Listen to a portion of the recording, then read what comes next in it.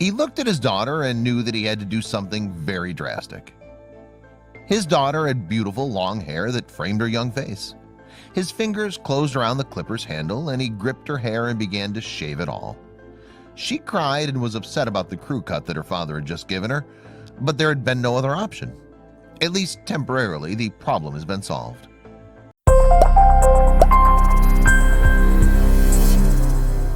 Philip Pieri lives in Utah with his 11-year-old daughter.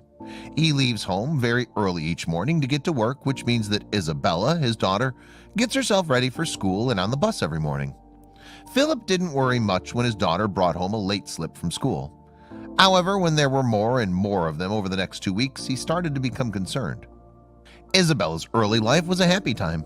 Her home was a loving place despite the fact that her family wasn't very rich.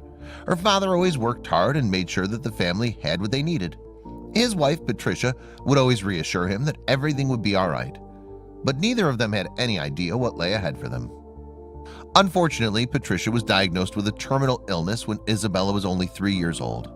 She battled the disease for the next 6 years before sadly passing away. Philip was heartbroken at the loss of his wife, but he didn't give up. He worked hard to provide and be there for his daughter. This did, however, mean that young Isabella didn't have anyone to help her get ready for school in the mornings. After losing her mother, young Isabella became very independent. She woke up early every morning and would get herself ready for school. As difficult as things were, she kept on going. 2 years passed by in the blink of an eye. Without all the know-how that his wife had, some things slipped Philip's notice. Isabella suddenly started getting tardy notices every day. Philip drew Isabella aside and tried to find out what was going on.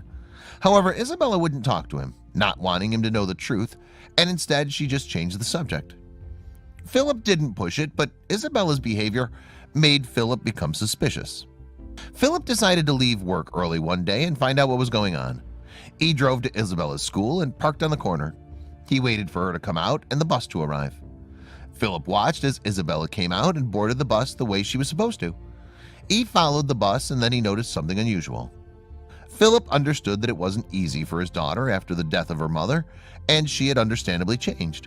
The loss of a parent isn't easy for anyone, let alone a 9-year-old. Recently, however, her behavior had changed drastically, and Philip became increasingly concerned about his daughter. Philip confronted Isabella that evening.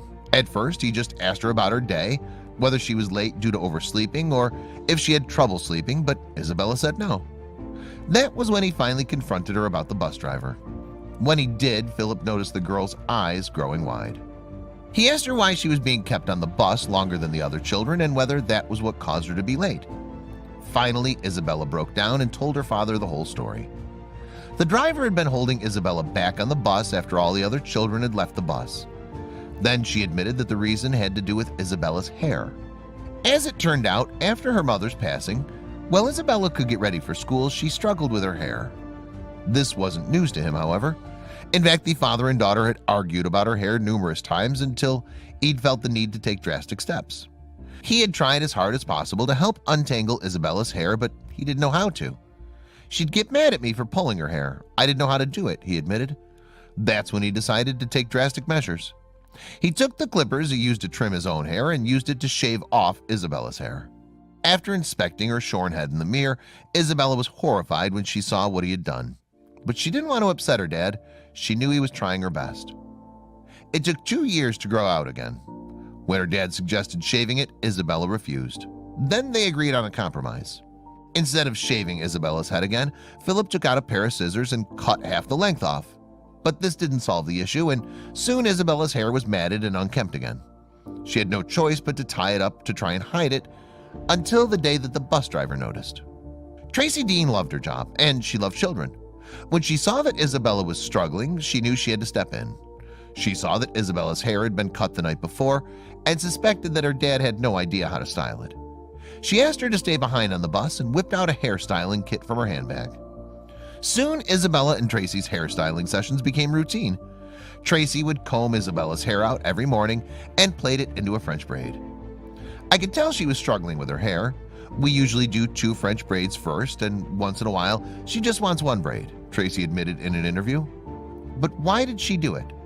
At first, it was slow going. It took a full week of 10-minute sessions for Tracy to slowly untangle Isabella's hair. She'd been slightly late for school on those days, but Tracy knew it was important. She has 4 children at home, one who's almost Isabella's age. But when Isabella began to open up about her mom, Tracy couldn't hold back. When Tracy heard about Isabella's mom, she started to cry. Isabella was confused, but then Tracy revealed something about her past. She herself had cancer, just like Isabella's mom. She knew she was lucky to have pulled through and was grateful that she could still be there for her children. "I didn't just survive for my husband or for my children. I survived for these kids on that bus that need someone to talk to or do their hair or whatever," Tracy explained in an interview. "I also taught Isabella how to brush her hair. She'd get on the bus and she'd say, 'I brushed my hair. Does it look good?' I'll say, 'You did awesome.'"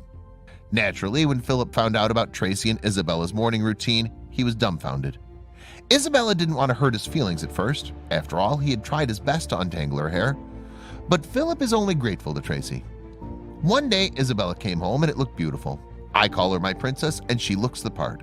She plays the part and her confidence is way up, which is what I've been intending," Philip said. Soon the media caught wind of the heartwarming story and Tracy was hailed as a hero, but she remains humble.